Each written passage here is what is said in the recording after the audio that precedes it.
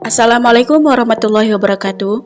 Kami dari kelompok 6 akan mempresentasikan materi yang berjudul Prinsip Didaktik Metodik Pembelajaran Kelas Rangkap, yang beranggotakan ada Maskur Albanin, kemudian ada Anggi Aprilia Putri, kemudian saya sendiri ada Putri Mustika. Baik, materi pertama akan disampaikan oleh Anggi Aprilia Putri. Kepada Anggi saya persilahkan. Untuk pembahasan yang pertama yaitu prinsip didaktik metodik KR. Didaktik berasal dari bahasa Latin yaitu didasco atau didasce yang berarti saya mengajar. Secara populer diartikan sebagai ilmu mengajar atau pengetahuan tentang bagaimana mengajar. Metodik juga berasal dari bahasa Latin yang artinya metodos atau jalan ke, dan secara populer diartikan sebagai cara atau strategi mengajar. Cara atau strategi mengajar pada dasarnya berkenaan dengan penataan urutan kegiatan pembelajaran. Secara operasional dapat dirinci menjadi bagaimana membuka pembelajaran, mengisi kegiatan inti pembelajaran, dan mengakhiri pembelajaran. Sementara itu, ilmu mengajar atau didaktik berkenaan dengan bagaimana menerapkan teori dan konsep psikologis, sosiologis, komunikasi, dan dari ilmu lain yang sesuai dalam upaya membimbing dan menciptakan situasi belajar. Jadi, didaktik sebenarnya merupakan ilmu terapan atau ilmu pendidikan praktis. Dengan menggunakan konsep didaktik dan metodik seperti diuraikan, maka yang dimaksud dengan prinsip-prinsip didaktik, metodik, dan prosedur dasar pembelajaran kelas rangkap yaitu yang pertama konsep-konsep pembelajaran yang relevan dan perlu diterapkan dalam PKR sehingga membentuk suatu sistem. Dan yang kedua, keterampilan prosedural pembelajaran, khususnya berkenaan dengan membuka dan menutup pembelajaran dan mendorong belajar aktif dan belajar mandiri serta mengelola kelas PKR. Kemudian yang B, membuka dan menutup pelajaran. Sebagai seorang guru, tidak asing lagi dengan kegiatan membuka dan mengakhiri pelajaran, karena kedua kegiatan itu dilakukan setiap kali mengajar. Namun, setiap guru mempunyai kebiasaan atau cara yang berbeda dengan guru yang lainnya. Hal ini dikarenakan mengajar memiliki sisi keilmuan dan sisi kiat atau seni. Dan yang membedakan perilaku mengajar guru adalah dalam hal seni atau kiatnya. Seni atau kiat mengajar itu berkenaan dengan bagaimana guru menciptakan interaksi belajar mengajar yang berhasil menarik dan menyenangkan. Sedangkan dari sisi keilmuan berkenaan dengan penalaran guru mengenai apa, mengapa, dan bagaimana pembelajarkan murid, di mana hal ini mencakup pengetahuan, sikap, dan keterampilan serta intelektual guru yang memadai. Dalam praktik mengajar, sisi keilmuan dan kiat mengajar harus terpadu dan harus saling mengisi. Hal ini berarti bahwa mengajar harus dapat mewujudkan dalam praktik dengan baik, dan mengajar pun dilandasi oleh prinsip-prinsip keilmuan mengajar. Meskipun kenyataan di lapangan juga tergantung dari kualitas kepribadian guru, setiap guru pembelajaran kelas rangkap harus menguasai prinsip-prinsip keilmuan mengajar dan memiliki kiat mengajar dibandingkan dengan guru SD lainnya. Oleh karena itu, di samping memiliki ilmu dan kiat mengajar secara umum, juga harus memiliki ilmu dan kiat mengajar yang lebih khusus. Contoh dari membuka pembelajaran seperti "Selamat pagi anak-anak". Kemudian murid menjawab secara serempak, "Selamat pagi Bu Guru". Kemudian yang kedua, yang pertama, menarik perhatian murid. Pengajar atau guru dalam pembelajaran kelas rangkap memerlukan perhatian khusus untuk murid karena guru akan berhadapan dengan kelompok murid lebih dari satu kelas pada saat bersamaan. Kemudian yang kedua, menimbulkan motivasi. Motivasi belajar sangat penting dimiliki oleh setiap murid. Dalam belajar bagaimana guru dapat mendorong murid untuk mampu dan terbiasa dalam belajar juga sangat penting. Motivasi belajar adalah dorongan yang berasal dari dalam diri murid dan dari luar diri murid untuk mengalami perubahan perilaku dalam bentuk pengetahuan, sikap, nilai, dan keterampilan. Kemudian yang ketiga ada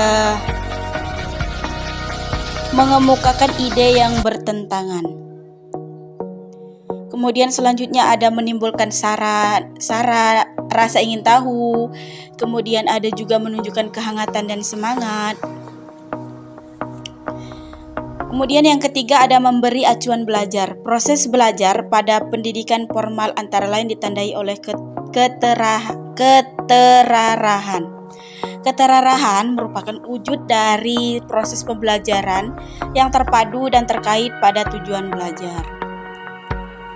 Kemudian ada membuat kaitan materi. Membuat kaitan materi pada awal pelajaran sangat penting karena akan menghubungkan pengalaman lama dengan pengalaman baru. Bila pengalaman lama dengan pengalaman baru dapat dihubungkan dengan baik, maka proses pembelajaran akan berlangsung lebih bermakna membangun kaitan materi yang melalui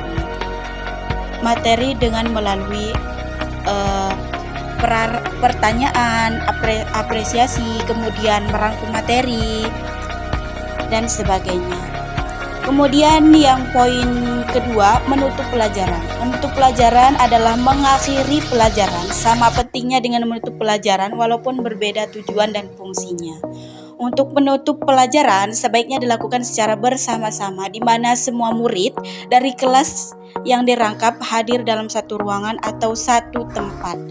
Ada 3 kegiatan pokok yang harus dilakukan guru dalam menutup pelajaran. Yang pertama ada meninjau kembali.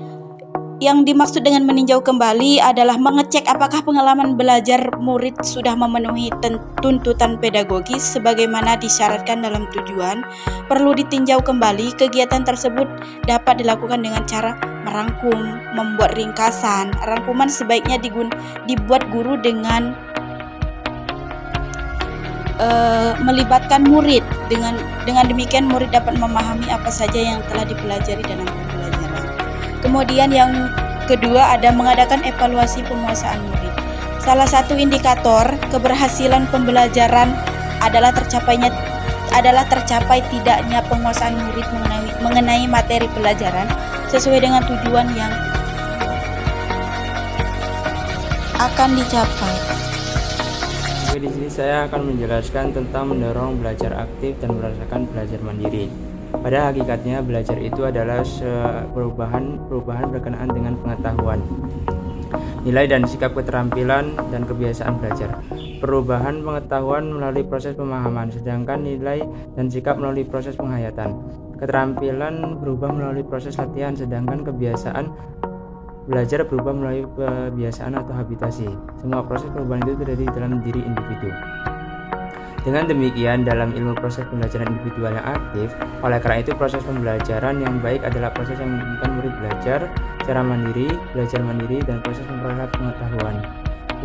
Nilai dan sikap, keterampilan dan kebiasaan belajar melalui pemanfaatan rangsangan dari murid untuk membangkitkan kemampuan belajar secara optimal. Untuk dapat membuka proses belajar mandiri, perlu dicampurkan iklim belajar yang baik, yang ditandai oleh adanya suasana hangat, menarik, dan menyenangkan. Untuk dapat mengembangkan murid sebagai pelajar yang aktif, guru PKR perlu menguasai beberapa keterampilan berikut. Membimbing diskusi kelompok kecil. Metode pembelajaran yang paling potensial dalam PKR adalah diskusi atau metode kerja kelompok. Terutama kelompok kecil, apalagi karena kelas PKR di SD jumlah muridnya sedikit. Kelompok kecil dalam kelas PKR bisa dibentuk untuk masing-masing kelas atau lintas kelas. Besar kelompok tergantung pada jumlah murid. Kelompok terkecil berjumlah 2 orang dan paling besar 5 orang.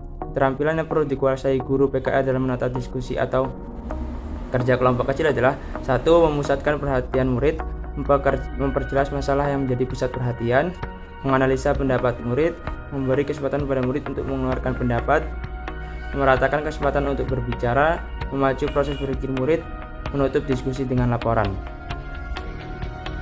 Mengajar kelompok kecil dan perorangan. Di SD kecil ada kalanya murid yang dihadapi hanya 1-2 orang dalam satu kelas, sehingga dapat dirangkap di kelas lain yang jumlahnya lebih banyak meskipun tak sebanyak kelas normal. Bahkan di SD ada yang jumlah muridnya hanya 5-20 orang. Ruang belajar yang digunakan hanya satu ruang dengan satu atau tanpa sekat. Untuk menghadapi situasi macam ini, guru PKR dituntut untuk menguasai keterampilan mengajar kelompok kecil dan perorangan. Dalam pengajaran kelompok kecil dan perorangan ada sejumlah peran guru yang perlu dihayati, yaitu guru sebagai 1. Penata kegiatan belajar mengajar, 2. Sumber informasi sebagai murid, 3. Pendorong belajar siswa, 4. Penyedia materi dan membuka kesempatan belajar murid, 5. Pendiagnosa kebutuhan belajar murid, 6. Memberi kemudahan belajar sesuai kebutuhan murid. Agar dapat memainkan peran-peran tersebut, di atas guru PKR perlu menguasai sejumlah keterampilan sebagai berikut. 1. Keterampilan mengadakan pendekatan secara pribadi, yaitu dengan tujuan perhatian yang hangat, dengarkan pendapat murid, berikan respon yang positif. 2. Keterampilan memata kegiatan belajar mengajar, yaitu dengan adakan pengenalan umum mengenai isi dan latar kegiatan belajar. Gunakan variasi kegiatan sesuai kebutuhan dan adakan penguapan murid sesuai dengan tujuan. Yang ketiga, keterampilan mengarahkan memberi kemudahan belajar, yaitu dengan berikan penguatan terhadap perilaku murid yang baik, bersikap tegap terhadap keadaan murid, dan variasi. Variasi dalam kegiatan belajar adalah perubahan dalam proses kegiatan yang bertujuan untuk meningkatkan motivasi murid, serta mengurangi kejenuhan dan kebosanan. Seorang guru PKR dapat membuat murid senang, puas, dan betah belajar. Caranya adalah mengadakan variasi dalam pembelajaran. Variasi juga disebut keanekaragaman. Dalam pembelajaran, keanekaragaman menyangkut gaya mengajar, media, sumber, dan pola interaksi serta kegiatan belajar mengajar. Yaitu diantaranya 1. Variasi gaya mengajar. Gaya mengajar adalah pola penelitian guru dalam mengolah dan mengelola rangsangan belajar dan lingkungan belajar yang memungkinkan tumbuhnya dinamika proses belajar murid. Dinamika proses belajar tercermin pada perhatian, semangat, dan rasa senang. Betah atau keasikan murid dalam mempelajari sesuatu. Penampilan mengajar guru diwarnai oleh keterampilan guru dalam 1. Berbicara, kecepatan, kejernihan, tekanan volume, dan kepasihan. Yaitu yang kedua, perhatian. Pemusatan perhatian murid, persebaran perhatian pada kegiatan murid secara bersamaan. Ketiga, kesenyapan, berarti bicara sebentar untuk menghadapkan ide. 3. Kontak pandang, semua murid mendapat tatapan hangat dari guru oleh olah gerak dan mimik, gerak fisik, dan gantungan wajah. Alih posisi berdiri yang memungkinkan murid merasakan perhatian bersama. 2. Variasi media dan sumber. Media dan alat dari bahan yang digunakan oleh guru untuk menyampaikan pesan yang dapat berupa ide, informasi, pendapat kepada murid. Media dapat berupa visual, audio, dan teraba. Sumber adalah benda, manusia, situasi yang berisikan menghasilkan informasi, data, fakta, ide, rangsangan yang digunakan oleh guru dan murid dalam berkomunikasi. Sumber dapat berupa barang cetak, buku, modul bahan terekam atau kaset video, bahan tersirat, manusia, sumber, dan pengaruh yang dimiliki oleh masing-masing jenis sumber tersebut. Keterampilan guru memanfaatkan aneka ragam media dan sumber secara tepat guna membangun suasana belajar mengajar yang menarik, menantang, menyenangkan, dan mengasihkan. Untuk itu, guru sebaiknya terampil dalam memilih, menyelesaikan, menggunakan, dan bila mungkin mengolah kembali media dan sumber sesuai kebutuhan. Variasi pola interaksi dan kegiatan. Pola interaksi guru dan murid dalam kegiatan belajar mengajar sangat beraneka ragam, mulai dari yang definisi guru sampai kegiatan, menguasai pola interaksi dan kegiatan.